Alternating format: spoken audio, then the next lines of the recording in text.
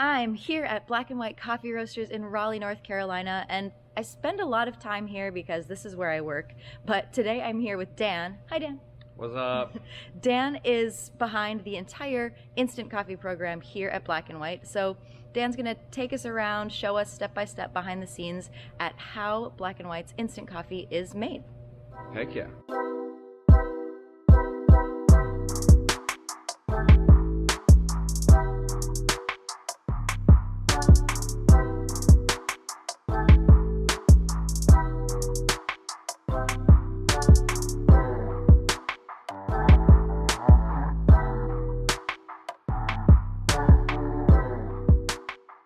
Dan, could you introduce yourself a little bit and tell us what's unique or what's interesting about Black and White's instant coffee? Yeah, I took over instant production here about 2 years ago. One of our founders, Kyle, got off the ground with some experimentation, and we are one of the only roasters in the country that does this in-house. And that gives us a lot of control over the product and allows us to put a lot of TLC into it. I see, it's starting things going on over there in the ground control. We'll get to that in a second. Yeah. Hi, Lamb. Let's start with when you're thinking about making the instant coffee, what is the process? Where do you begin? For me, it all starts at the cupping table. So one of the key advantages to doing this in-house is it allows me to be intimately familiar with our coffee catalog. So a lot of specialty roasters will outsource their coffee to a company that specializes in instant coffee, and so that company will turn it into instant and send it back, which is great for companies that just don't have the bandwidth to think about it. But here I have the advantage of being able to taste our coffees, become familiar with the profiles, and then try to replicate those specific profiles in the instant coffee. It allows us to diversify, it allows me to identify what different profiles translate well to instant and which ones struggle a little bit. Being able to taste our catalog daily with the roasters and understand what's going on in the other parts of the roastery allows me to make the best product we possibly can. Where do you go from there? Start making coffee. So to summarize specialty instant coffee in 3 words, other than specialty instant coffee, it's freeze-dried espresso. Basically what we're doing is we're extracting the coffee so that you just get the soluble material. You sometimes see like super finely ground coffees used in places instant, like Turkish or Greek coffees, but the problem with the hyper finely ground coffees is that you still get all the insoluble material from the beans. So a lot of just fiber, cellulose, that, you know, you can ingest, but isn't tasty and good. So what we do is we extract the coffee like normal, and then freeze dry it to pull off all of the water so that you're only left with the soluble compounds. When you do that, of course, for efficiency, you want just the strongest possible coffee. The most straightforward way to do that is espresso, which... Espresso. When you produce instant coffee, you want that TDS, total dissolved solids, as high as you can possibly get. So if you have a TDS, total dissolved solids, of 9%, that means that 9% of that liquid is coffee. So when we freeze dry it, what we're left with is 9% of what went into the freeze dryers, right? So the TDS directly correlates to our ultimate yields. That's why we start with a coffee concentrate, and in-house we do 2 concentrates. First, we pull espresso because it is just the most straightforward and tastiest way to extract high concentration coffee that tastes delicious. And the other way we do that is with this machine here that's been running in the background. This is the Groundcontrol. It uses a combination of immersion, circulation, and a vacuum pressure to extract really high yield coffee. You start down here and you immerse the coffee, and then this vacuum pump that just kicked on starts to pull this coffee up, and so you're getting effectively a double extraction because you're allowing the coffee to immerse and then filter up through the tubes. The advantage of the Groundcontrol is that you make much larger batches, but they take longer. Oh, look at that. Yeah. The other advantage is that this concentrate is filtered. So what we found, the reason why we use both the espresso and the Groundcontrol is that they bring different dimensions to the party. So because the espresso isn't filtered, it adds a lot of body, a lot of intensity, and just really extracts some of the dimensions of coffee that this machine just can't really do. But what the filtered concentrate allows us to do is it brings a lot of clarity and a lot of smoothness. Groundcontrol Instant tastes a lot more like standard filter coffee, and the espresso-based Instant tastes more like an Americano. Go figure. Yeah. Tasting side by side, the combination of the two is greater than the sum of its parts. Do you do like a 50-50 split, or how do you decide how much of each concentrate to put into this? Yeah, currently it's about a 2-to-1 ratio of espresso to Groundcontrol. And that's mostly just due to my workflow. I'm able to pull slightly faster on the espresso machine because it has 3 group heads, so I can just keep them running at a clip. I find that the espresso brings more of those kind of intense volatiles and expressive flavor compounds, so I like to lean a little bit heavier into the espresso, but that's the concentrate. That's what is the basis of our instant coffee product. So then you have liquid. We've got the Groundcontrol here. We have espresso here. Then what do you do with it? This is the signature Dan pièce de résistance. If there's anything I added to the process, it's forgetting that I had coffee in the fridge. And sometimes accidents make a better product. Yeah, well, and that's what we discovered is I left coffee in the fridge overnight, and what we found was not all of the soluble material in coffee is delicious. There are 2 components of espresso that add cloudiness, so that's superfines. So one, those are just like super tiny bits of coffee bean that pass through the espresso. But the other thing is oils. Oils are really filtered out by paper. The paper absorbs most of the coffee oils, but you don't get that in the espresso. They pass through. What we found is by resting the coffee for 24 to 48 hours, all of those superfine coffee particles settle to the bottom and the oils rise to the top. And what that allows us to do is it allows us to do a second filtration to skim off those oils and pour the liquid off of the superfine particles. And it allows us to preserve just the extracted concentrate without those bits that add cloudiness, that muddy up the cup. But it also allows us to get a little bit of control because what those espresso oils do is they also add body and viscosity. We can actually control the flavor, like the drinking profile of the cup, by controlling how much of those oils we filter off. How do you choose how much you're going to skim off? For our coffee tasting coffees, where you just want something rich, chocolatey, homey, we might leave a little bit more of the oils there just to create a fuller drinking experience. But for a lot of the super pretty coffees, like right now I'm working with a Cup of Excellence coffee from Ethiopia, like really pretty. Those oils can cover up some of the more delicate notes in coffee. So you pull the coffee, you rest the coffee, you skim the coffee and take out the super fines. Yep. Then what happens? Then they get frozen. Do you want to see the trays? Yeah, let's go. Let's do it. Transition music. So this is the instant freezer, and I've got 3 shelves that I use for coffee. This is what they look like frozen. Brownie trays. It does look like brownies. We keep these frozen. We pre-freeze just to cut down on the amount of time they spend in the dryers themselves. The machines are right around behind you. Once those trays get frozen, they get loaded into these freeze dryers.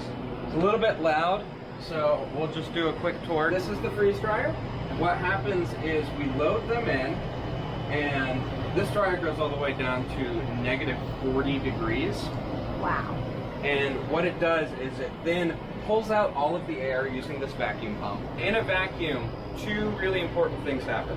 One, the boiling point of water drops significantly, so we're able to pull that water off at a temperature where the coffee isn't going to cook. At higher temperatures, those volatile compounds can break down again. This allows us to boil off the water without cooking the product and breaking down the coffee even further. But the other thing is that in a vacuum, water doesn't actually boil because it phase changes directly from a solid to a gas. There's no air pressure to keep it in that kind of loose state, so it either has to be frozen solid or totally free-floating as a gas. So when this chamber jacks up to about 150 degrees, all of a sudden that water sublimates off into a vapor and then recondenses around the sides of the machine. So I don't know if you can get a good shot of it, but there's ice frozen along the sides of the machine. And what that is the water that has sublimated off in the vacuum. Science. Heck yeah. You're left with a totally dry product that is just those dissolved solids left behind. Wow. How long do the trays stay in these dehydrators? It can take anywhere from 24 to 40 hours. Depends on how many machines I have running at once, latent air humidity, how many trays are in the dryer. This one here went for 28 hours. Once the product is removed, like we could do that now. That one's done? Yeah. So you gotta break the seal, let the air in. Let's give this thing what we wanted it to do. Then I take this product, I break it up, and put it in little packets, and that's instant coffee. Awesome. And then you have like a box machine. Does that just like weigh it out per? Yeah, it's just like a mini weigh and fill. So I still manually pack each packet. Yeah. What kind of coffees work best when making instant? What flavors are best preserved? Here at Black and White, we like to talk about the spectrum of coffees. At the mild end of the spectrum, we've got those, again, coffee tasting coffees. Chocolatey, smooth, delicious, sweet. Then you have the wild coffees on the other end, which have all sorts of fruit characteristics, acidity. We've done a lot of experiments with co-ferments, which is coffee that's been processed with other things, and so the coffee beans will take on the flavor profiles of the things the beans were fermented with, whether that's oranges or cinnamon or rum barrels. We found that the coffees at both ends of the spectrum do really, really well. So the coffees that are just warm and sweet and easy just coast through the machines, draw out that sweetness, that chocolatiness, all of those kind of classic coffee profiles. And then the really wild coffees are so intense, the machines might tamp down some of that flavor, but frankly, a coffee going from an 11 to an 8 in intensity can actually be a good thing sometimes. So some of our really wild co-ferments actually have tasted better on instant because they're reined in a little bit, but that sweetness is bumped up so you can perceive that cinnamon or that citrus without it kind of hitting you over the head. It's the coffees kind of in the middle of the spectrum that tend to have the hardest time, because while the dryers up sweetness, they also tamp down acidity. And so the coffees that are really bright, but they tend to be a little bit more floral, a little bit more delicate, those tend to have a little bit more trouble because it's those really delicate coffees that are delicious, brewed fresh, but those flavor compounds aren't quite as punchy. They get kind of tamped down by the process. So we're experimenting with ways to try to make those coffees come through a little bit better. The filtration has definitely helped. Washed Ethiopian coffees used to just kind of taste muddy on instant to me, but now they're some of my favorite coffees to drink on instant because a little bit more of those citric and floral profiles come through. So you're skimming more of the oils off. The oils and the superfines, yeah. Do you make instant out of all of the coffees? So we've only ever done single origin coffees. Kyle, when he was starting out, wanted to represent different origins in instant, which is something I appreciate, and part of what I've tried to do in my time here is to increase the clarity of that profile. For a long time, we would, do some of what we call solid labels here, which are just coffees representative of the process and the origin of where they come from. For me, the core is trying to do right by the coffee. So if I'm going to take coffee that is as expensive as it is and turn it into instant coffee, I feel like I have an obligation to that coffee, to its producers, to the roasters, to treat that coffee with respect and make it as clearly what it is as it can be, which is why I spend so much time dialing in the coffees and making sure that the espresso is tasting great. After you do all of the instant magic and you package it up, how is it best enjoyed? That's the great thing, right? Is just add water and you have right there a delicious cup of coffee that tastes of the profile. So that's the goal, is like with 8 ounces of water, you have a delicious pour over at your hands. That's like the standard we set for ourselves. But the versatility of freeze-dried coffee is also really incredible. Like I said, we effectively are making freeze-dried espresso. So if you add 2 ounces of hot water, you effectively have just a rehydrated espresso shot. We actually have cafes that for their decaf, instead of buying decaf beans that inevitably go old because you don't move through them, they just buy our decaf instant, rehydrate it, and then pour steamed milk on top, and you have a decaf latte. And our current project right now is I'm developing some recipes for instant cocktails as well, replacing coffee liqueur and espresso in traditional coffee-based drinks. This sounds like a video we should make.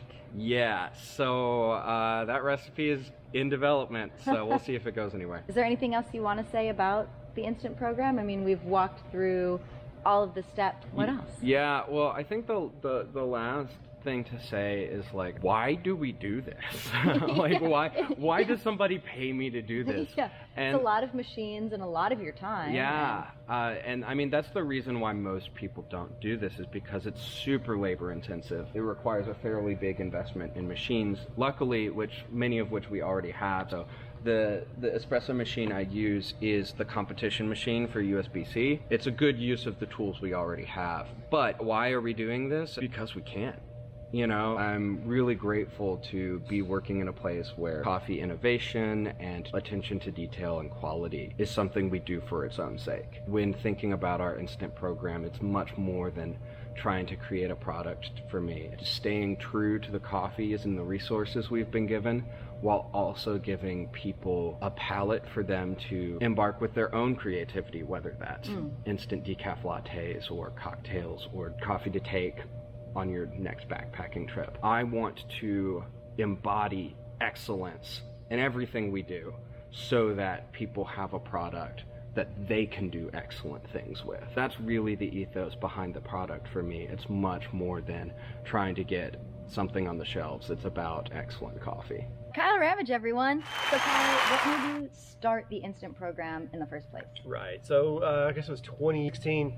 I was in Dublin for the World Barista Championship with Lim, and Maxwell was there, and this guy named Kale was there, friends that I'd met through Barista competition the year before. At the same time, they both brought me these crazy cups of coffee that were made in ways I didn't understand. Maxwell had just done his first really big batch of the Espresso capsules, and then Kale had just done a really big batch of some of his first prototype instant coffees, sudden coffee. Both Ethiopian coffees, both really, really beautiful, and I was kind of stunned by what was possible. Then the next year in Seoul, I tasted instant coffee again with Maxwell. We chatted back and forth about the difference between the US market and the European market and how we don't really have an espresso. I love the idea, but we couldn't figure out how to really accomplish it. Kind of settled on instant. First batch we did was with Swift Cup. At that time, there were like 3 major players in the instant game who are all doing really, really good stuff. They're all different, but really good. We loved it, but I thought I could figure it out, and lo and behold, we could. We kind of just bought the dryer and went for it. We had a spare espresso machine, and we did that, which is what Sudden was doing at the beginning, which is the flavor profile I like the most. Then we've adapted it since then a million times. What do you hope to accomplish with the instant program? I don't know. At the beginning, I thought it could be like a way that we could kind of supplement some of our roasting, because basically most roasters have a kind of this ideal batch size where they really perform at a specific range. And that was really useful in the beginning with the instant, because we were still a really small roastery and didn't have a ton of volume all the time, so we didn't always need enough coffee to roast a full batch.